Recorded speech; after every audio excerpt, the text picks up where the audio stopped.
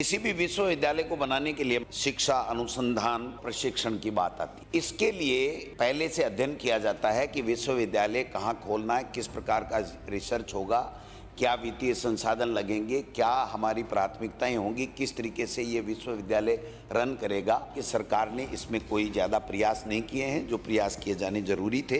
Bill में आत्मनिर्भरता की बात की है, ये एक ऐसा क्लोज डाल दिया, खुला व्यापक छोड़ दिया कि सरकार ने तो अपने हाथ खींच लिए कि हमें तो कोई मतलब नहीं, हमने तो बिल पास कर दिया, देवनानी साहब का आग्रह था, हमने मान लिया, हमारे स्पीकर हैं, लेकिन अब हम नहीं जानेंगे। उसको एक व्यवसायिक केंद्र बना करके छोड़ दिया कि विश्वविद्यालय कभी भी व्यवसायिक केंद्र नहीं होता है, वो रिसर्च का और शिक्षा का केंद्र होता है, उसको इसमें नहीं रखा है। इन्होंने पूरी तरीके से व्यवसायिक कर दिया है। धारा 4 है इनकी, इसमें साफ लिखा है कि वित्तीय आत्मनिर्भरता स्थापित करेगी ये विश्वविद्यालय। कैसे करेगी, इसके लिए आगे लिखा है ये सेंटर खोलेगी, ये खोलेगी, इसके बोर्ड का गठन करेगी, बोर्ड में उद्योगपतियों को डालेगी, फिर राज्य सरकार किसी भी कॉलेज को या किसी भी केंद्र को वापस इसमें निरस्त करने का अधिकार, कंट्रोल तो सरकार का। पैसे देंगे, क्या करेंगे क्या नहीं करेंगे सरकार के पास में नहीं है, पूरा का पूरा उद्योगपतियों के ऊपर छोड़ दिया। और उद्योगपति भी कौन तय करेगा, राज्य सरकार तय करेगी। फिर विश्वविद्यालय क्या हुआ सर, विश्वविद्यालय की अपनी स्वायत्ता होती है, तो जब राज्य सरकार का इंटरवेंस बढ़ जाता है ना,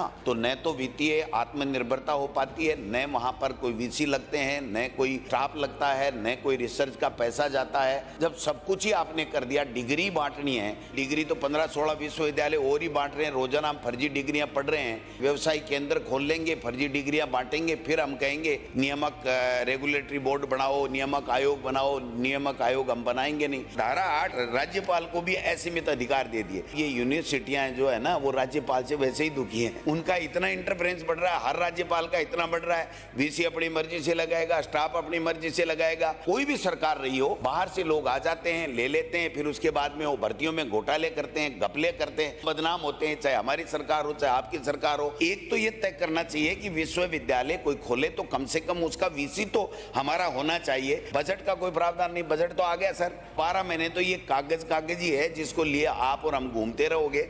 हाँ ठीक है, आपके लिए अच्छा हो गया कि आप कहोगे कि मैं एक तोहफा लेकर के आया हूं सरकार से, तो ये बात तो ठीक हो सकती है, लेकिन मैं समझता हूं कि ये ठीक नहीं है। आज विश्वविद्यालयों की स्थिति है, 16 विश्वविद्यालयों में 6 माह से भी अधिक समय से कर्मचारी वेतन भत्तों के लिए, पेंशन के लिए कर रहे हैं। तो आप समझ सकते हो कि हम कहां क्या करना चाह रहे हैं। एक विश्वविद्यालय को तो 80 करोड़ का लोन लेकर के, जमीन बेच करके अपने संसाधन जुटाने के नाम से ये करना पड़ रहा है। कम से कम राज्य सरकार को वित्तीय संसाधन, जोधपुर यूनिवर्सिटी है उसको मजबूत करना चाहिए। आयुर्वेद का जो रोल हमारे कोरोना के अंदर ज्यादा रहा, उसको और कैसे बढ़ाया जाए।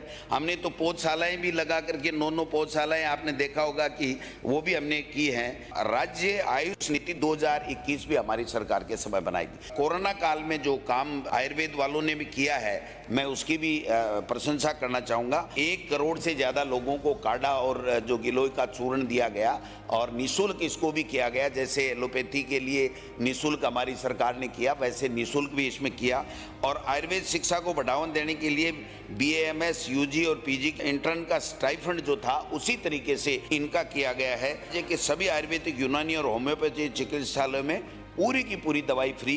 तो ये हमारी सरकार ने अच्छा किया, लेकिन जोधपुर के विश्वविद्यालय को आपको इसको बढ़ाना चाहिए था। केवल व्यापारिक केंद्र इन्होंने बनाया है। राजनीतिक उद्देश्य तो पूर्ति हो सकता है कि एक कहने के लिए एक बहुत बड़ी बात हो जाएगी कि हमने विश्वविद्यालय, जब जोधपुर में विश्वविद्यालय है और वो अच्छा काम कर रहा है, तो उसको सरकार की प्राथमिकता होना चाहिए कि उसको कैसे संसाधन उपलब्ध किए जाएं और ज्यादा कैसे मजबूत किया जाए, ये विषय होना चाहिए। बिल के बारे में मेरा ये निवेदन है कि ये केवल व्यवसायिक केंद्र होगा। बड़े उद्योगपति राज्य सरकार से साठ-गांठ करके अपना नामित नाम करा लेंगे, उसके बाद में फर्जी डिग्रियां बेचेंगे और राज्य सरकार रोजाना इसके ऊपर जांचें कराएगी। हम यहाँ मामले उठाते रहेंगे, वेतन भत्ते उनको दे नहीं पाएंगे। बाहर के राज्य के बाहर के लोग आकर के वीसी और उद्योगपति इसके ऊपर कब्जा कर लेंगे। हमारे बच्चों को, हमारे प्रदेश के लोगों को इस यूनिवर्सिटी का कोई लाभ नहीं मिलेगा। इसलिए इस बिल को जनमत जानने के लिए भेजा जावे और इसको आज पास नहीं किया जावे।